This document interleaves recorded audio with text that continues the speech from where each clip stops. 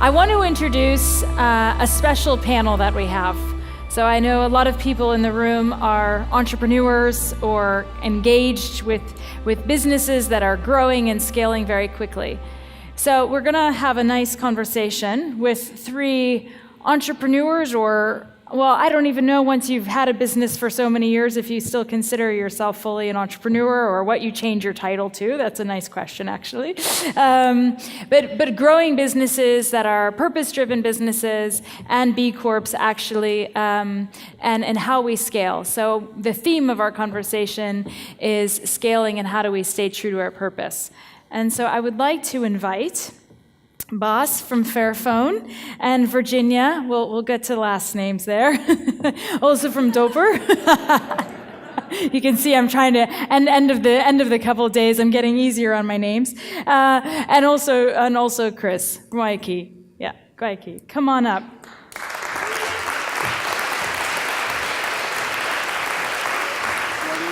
Wherever you want to sit. I'm just not going to sit myself on the end, because then you end up looking at me and not each other and everyone else. So we'll sit here. So, well, I think actually you all have businesses and products that everyone probably knows about or can actually see tangibly. So maybe to start, not everyone will know you. So just to share, again, your name, but your organization. And given that our theme is purpose, just share in one sentence. So, very quickly, yeah, what do you consider to be the main purpose of your business? So, Chris, you're looking at me, so I'm going straight for you. Is this on? All right. Greetings, my name is Chris Mann, and I'm the chairman of the board, or CEO, for Guayaki Sustainable Rainforest Products. Our primary product is yerba mate, which is a rainforest tree. We harvest the leaf and do so in a sustainable process, working with forest communities. And I would say our purpose is to help people come to life. Thank you. Okay. Hi, I'm Virginia Shankilevich. This is the way from Doper. And Doper wants, the purpose of Doper is to reduce single-use plastic. Yeah. And we probably have Doper, a lot of people have Doper water bottles, I think, holding them up. Yeah. Hi, I'm Bas van Abel, founder of Fairphone, and we make phones. But I also believe that it's a phone that is not about the phone. Its purpose actually is really to inspire an industry to act more responsibly, an industry where a lot is happening, a lot of stuff happening that you see around the world. But we are not to, the relationships between what the phones we use and what's happening is not so clear, and that's what we're trying to change through storytelling, through transparency, and indeed through making phones. Thank you. I think it's nice to know, actually, if we're thinking about this, both Chris has been, well, one of the first B Corps in the US, and Doper as well, one of the first B Corps here, and everyone has been very involved in the movement. And, well, I think just a little shout out to Virginia. Well, you've been in Doper for a year and a half, but we're in Maxima Hall, and you're from Argentina, and actually arrived at the same time as Maxima in 1999, so we have an interesting connection here, a lot of Queen connections here, but more important on stage. But I think chairman of the board, we have a queen here, and Bas, we need a good nickname for you as well. What do we think? What would you give yourself? Would you me? Yeah. That's an ugly question. That's nasty. You can call me boss. Yeah. Boss. Yeah. Boss the boss. I don't mind calling. I don't mind you calling me boss. Okay, so this makes it a little bit more personal here. Yeah. But I think it was really interesting having a conversation with you all, and the kind of maybe actually starting with you, boss. We gave the question, which was scalability and how you stay true to your purpose, and your response to me was, I think. And a nice Dutch going, I'm not sure I like that question.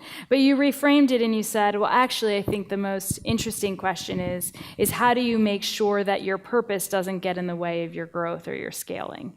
And I think it'd be helpful if you describe what is this tension that you feel when we talk about this scaling? Yeah, I think it really goes down to when you set up a company. For us, it was really clear that the company was a means to an end.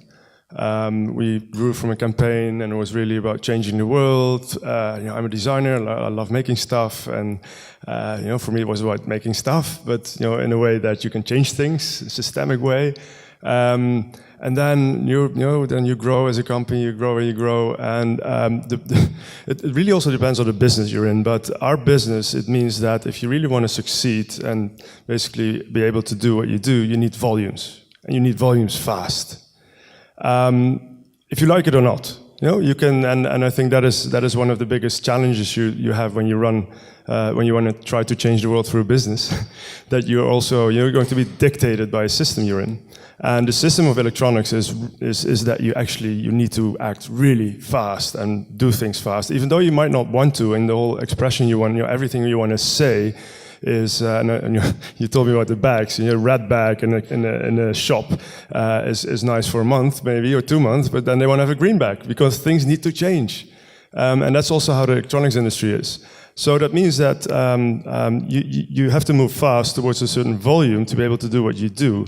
And what I've seen and what I've been struggling with is also that you want to create a culture and you want to think about things. You want to really think about dilemmas. You want to take time to reflect on things. But on the other hand, you also need to move fast. So having a culture of very purpose-driven culture, in combination with a very fast-paced industry, can also have a negative effect on the actual things that need to be done. And that is something you really need to also manage in the right way. And I'm not saying, managing means that you have to build that into kind of your roadmap of growth and have to be sensitive about it without just having, just running into the matter of the fact that you actually, oh shit, we also need to sell phones. Who thought about that? It's like, oh, it's a thing, we have success, and then, oh shit, we need to produce phones. Oh man, how do you do that? And then, all these things that happen along the way, and now it sounds a bit naive, but it does happen when you have a fast-paced environment. Yeah. Well, and Chris, you started, in 1996, right? Yeah, so you've been around quite a long time, and you kind of also maybe felt that pressure, but chose a different way. So what do you feel about that question around the time scale and how fast you need to grow relative to scaling? Yeah, I mean, we took a very conscious decision when we started Guayaquil because we knew the purpose was large, and at the time it wasn't as defined as helping people come to life, but we knew it had to do with helping restore rainforest and working with rainforest communities to do so. And we knew that when you're working on the time scale of a rainforest, you're talking 40, 50 years, which is not the same time scale typically that businesses operate, certainly not the time scale that private equity or venture capital operates. And so from a very early stage, we decided that we really wanted to align all of our stakeholders, and that kind of started with the one that tends to often help force a business to bend in a different direction, which was the financing. And so we grew very organically. We maxed out our credit cards. We got Community Bank to do what's called an SBA loan, small business loan.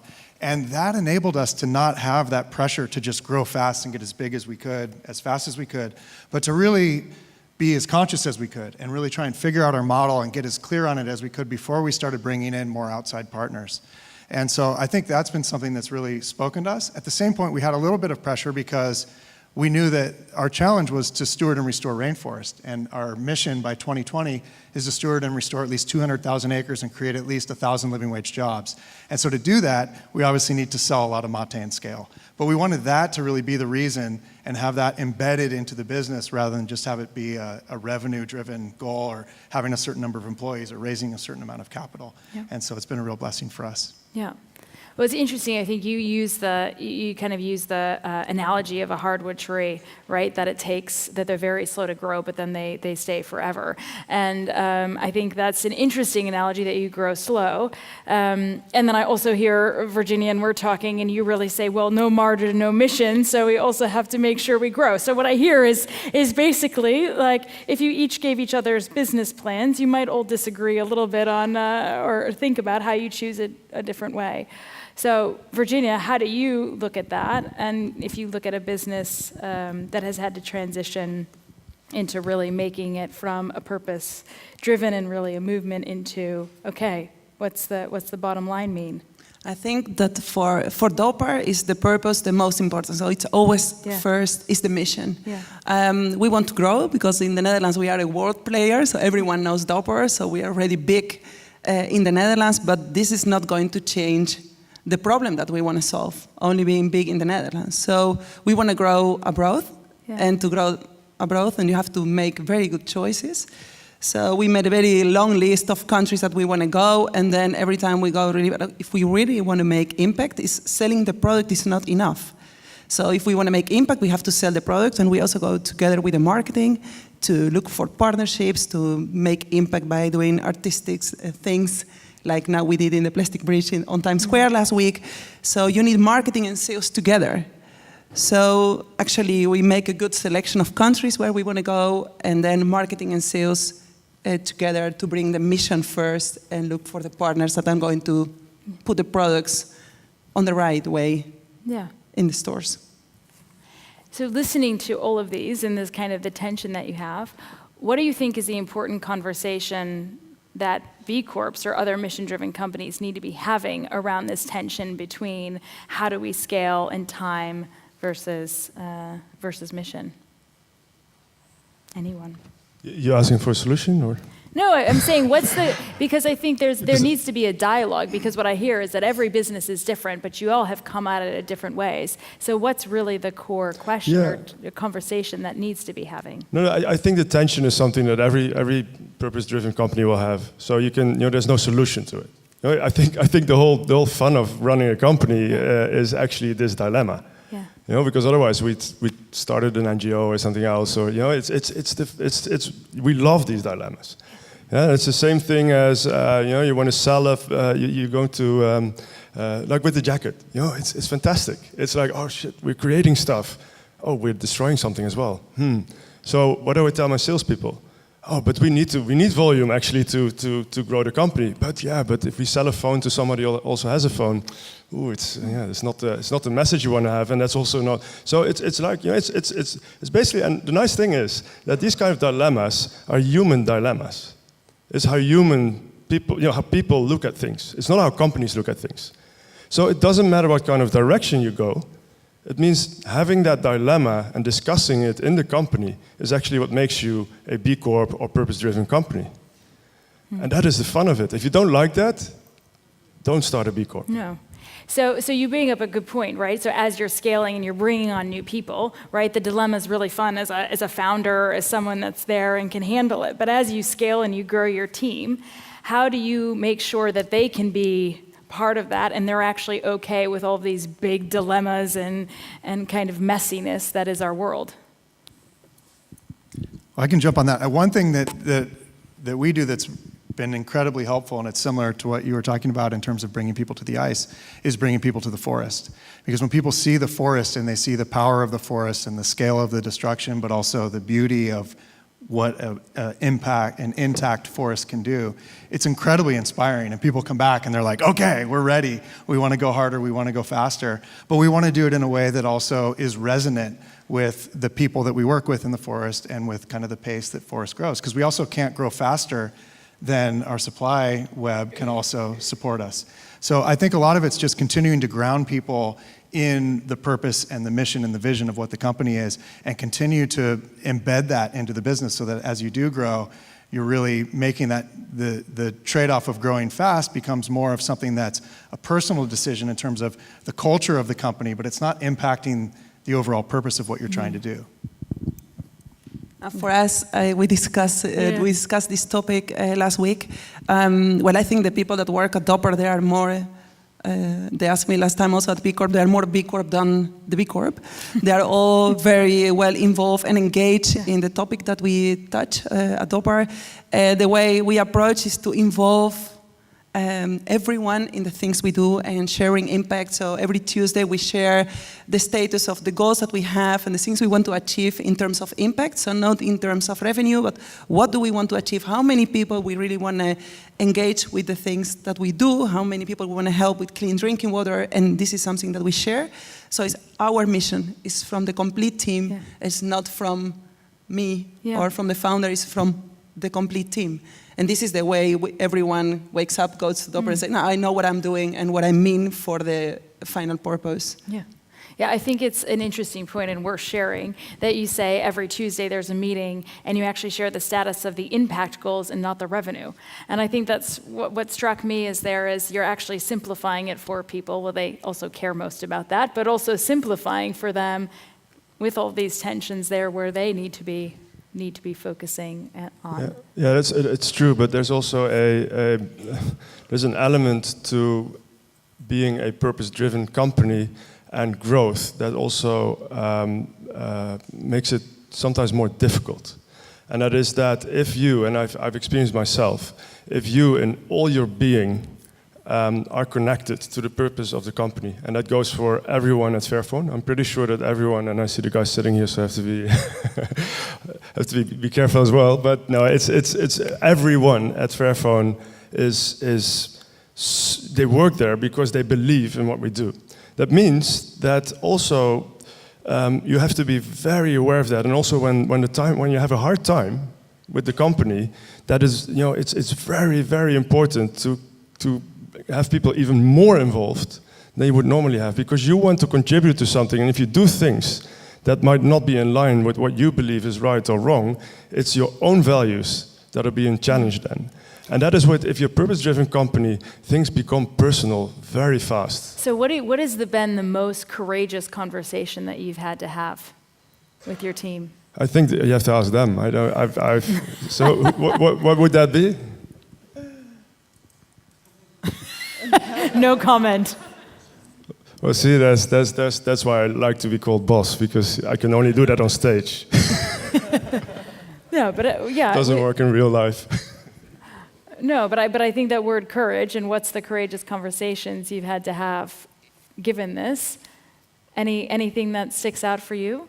No, opportunities. We at Dopar, we have a lot of opportunities. Every day we have invitations or customers that want to work with us, and this is something that we all know that the mission is first, but then sometimes are things, okay, but what if with this customer, of this partner, we help us bring in the mission across?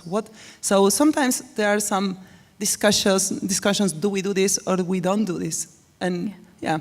So there is no way, a good way or a bad way. It's something, what do you think? And it's very personal. So what do you feel about this cooperation with this partner? Yeah. But the personal thing is, the problem with growing is, and that is for every company, it doesn't matter if you're a B Corp or purpose-driven company or any company.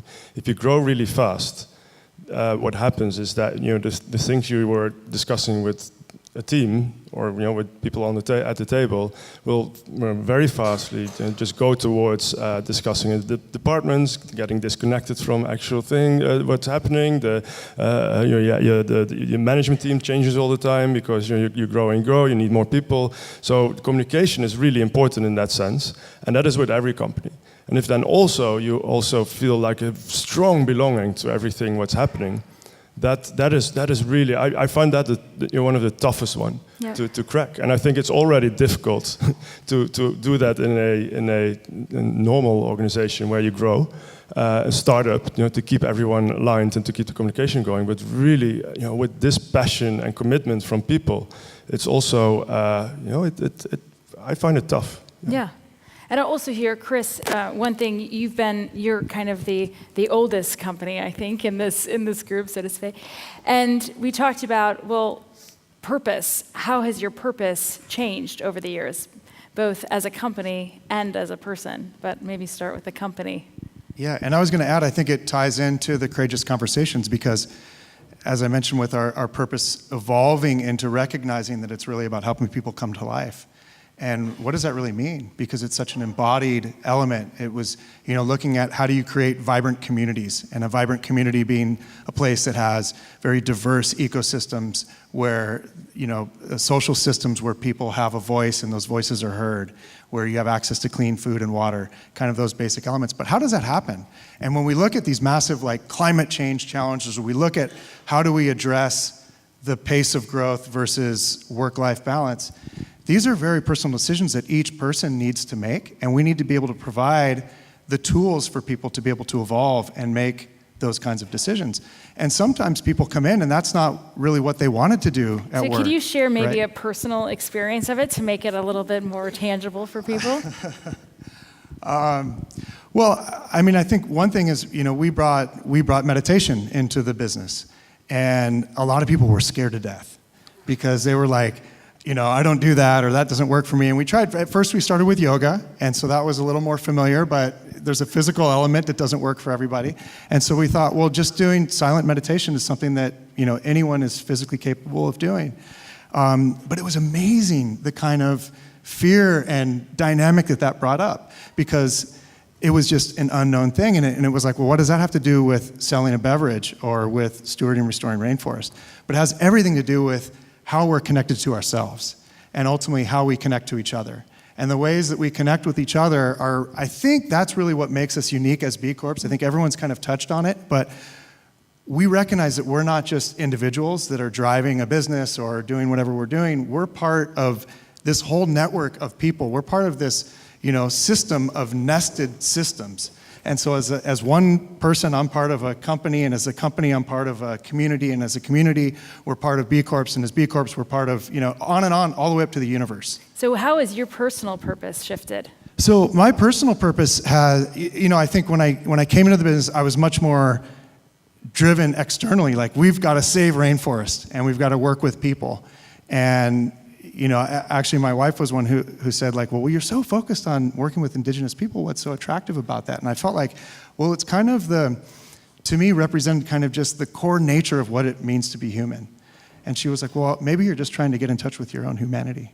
And so I think that's been a big part of what the Guayaki journey's been for me, and what we try and make it be for everyone at Guayaki and extend it into our extended stakeholders, is that it is really about connecting with what it means to be human. And I personally believe that being human means that we're connected and that we're collaborative and that we want to do things that make the world a better place. Yeah. And if we do that, if we can lower, use the mind as a tool to get things done rather than as a burden that creates drama or makes us tired, then we can be inspired and we can get a lot done and we can solve these big problems. Yeah. So. Thanks. I think there's a round of applause for that. Yeah, in Virginia, you came from the profit world. You're like me. We're kind of they started in the outside. We don't want to admit it, but we found the way. How has that journey been for you personally? Yeah, I think I always wanted to do this, to do a meaningful job, and at one point was the final purpose was making profit, and that was not enough. And I was always in love with Doppler, and I think now the good thing to work for this kind of companies is that you know for sure that you can make a change.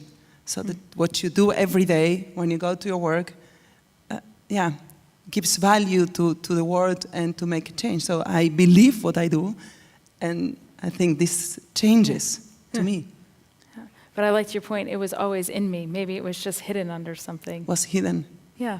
Yes. Sometimes things takes time. Yeah. And Boss, the journey has been an interesting one for you as well, from kind of going maybe the same as Chris, going head on, and I'm going to build this, and I'm Superman, and I can do everything. So how have you personally managed that kind of stress and the self-care that is associated with? Not too well. Yeah. No, I did think I was Superman in a way that I thought I'd like everything. I thought I'd actually be able to do everything. I thought, and if you talk about did your purpose shift along the way? No, for sure not, because I always stayed true to myself, It's just that I got lost in the work I was doing. And that is also, I think, the pressure, and that's something that I don't know how you guys do it, but to be honest, I think the staying true to your purpose when you grow is, it's, of course, it's a good discussion, and it's always good to look at what's how you can embed these things in an organization. But what I find really difficult is being under such pressure and time pressure at the same time as staying true to yourself and your mission. That is, I think, and then you get to, and that goes for many people in our organization at least, and maybe I could be doing something really wrong here, but I see the the strength of the organization is really the resilience, and that is the culture, and that is the persistence and the purpose and everything in there. But if you actually put people under pressure for long enough, it's that what you were just saying, like we can change the world, we can do it, and this and that. You need to find anchor points along the way to say, okay, wait a minute, let's not make ourselves crazy. Let's not make ourselves crazy and just look at what am I doing? Can I be proud of what I'm doing? And how do you take? And I haven't cracked that nut. So I did do some things for my own health, but how do you take a company to a stage that you actually, if you're under pressure, that you're able to look at what you're actually doing, because that is, that's driving people also into corners where they'd rather not be, even though you might have a great purpose. Any advice or any comments? It was a period that I signed all my emails with "enjoy the process," because I think that you are not there in 2 years or in 3 years where you want to be, and you have to be happy with every step that you make together with your team, because the team that is today there, you hope that is going to remain there, but to be happy, okay, this is what we achieved, we wanted to go there. At the end, we want to go there, but enjoy what you achieve. Celebration. Celebration. Yeah, I think I've heard that a lot, and that appoint a manager. Celebration. I've heard that a lot, not experienced it's yet. like no, I heard that a lot. Like we should also from the teams itself. Now we sit together and say, we should celebrate more. But and that is, I think the difficulty of that is that even celebration takes time. Man, I was like, I don't have the time to celebrate. Go on, let's just move on, man, and let's. So that is, and how do you get out of that mode? I don't know. Maybe, we just have to do timeouts and just get meditation and that kind of stuff. But I tried yoga, but not at work because it makes me go crazy. Yeah. I'm doing yoga at work. Oh no, we can do some right now. I think one of the things we got kind of lucky is that there's a group of 5 of us who've been working together for over 20 years, and so we're able to really share the load. And so if I was the solo person running responsible for the business, I wouldn't have made it this far. And so that's something pretty unique to our model, and it just so happens that the 5 of us have complementary skills. We love working together, and I, more like you, I'm kind of like, let's go, let's get this done. And one of my partners is phenomenal at celebrating, and so actually 2 of my partners are pretty good at it. And so over time, that balance has really been something that. Don't get me wrong, I like a party, right? So a lot of people go, this busted. Really boring. Well, I mean, here's an example. Like like 70% of our team has been to the rainforest. And so that's, people being out of the office for a week, 2 weeks, and the cost of doing that and everything. And at first it sounded kind of crazy, but as we've done it, we just find that, you survive in terms of the business during that week. And when you come back, everyone's just so much more inspired that it just really makes sense. And so we've extended that. Now we have our whole team going to Salt Spring Island to a sustainable farm for a week, our whole team at the same time, and just kind of shutting down operations for a week. And so it's a really scary thing to do, but we did it last year, and it was so powerful and so potent that we're doing it again this year. So it is hard. It's kind of that dichotomy of. We go to Congo. We have fun in Congo. That's true. We send people to Congo. Feedback moment from the team now. We go to war zones, man. Yeah. No, but I one of the things that's connected to this, and we've discussed that, is the investment model. The investment strategy, and that's where it becomes really interesting, because we've had shareholders from the start who said, listen, guys, we're not going to get any, we're not going to attract any external investment. We're going to do it on our own because we don't want somebody else to actually mess around with our mission, which is fantastic. It's great to have these shareholders, but they don't have any money. So, so that means with a capital-intensive business, your runway is like 2 months, 3 months every time. It's all the way. Your organic growth, like you said, is great, but if your runway is like 2-3 months, and actually 1 month of not selling, is like 2-3 million of stock somewhere, that puts quite a lot of pressure on it. So the solution to that might be, just go to a VC, get those 15-20 millions into the company, which we can. But they will have an influence on your mission as well. So it creates the space for everyone to actually take a breath. We can focus more on the mid and long term, but it will also take away part of your mission. And I find that one really difficult as well. We have, to be honest, we have been waiting too long to attract external investment, because of us wanting to do it the stubborn way and then do it organically, and having dealt with a very short-term thinking for at least like 1.5 to 2 years. Yeah. So you have to build in long-term thinking by also having a runway. And if you have a product that actually needs a lot of capital to produce. And that point was made yesterday, actually, with one of the conversation we had with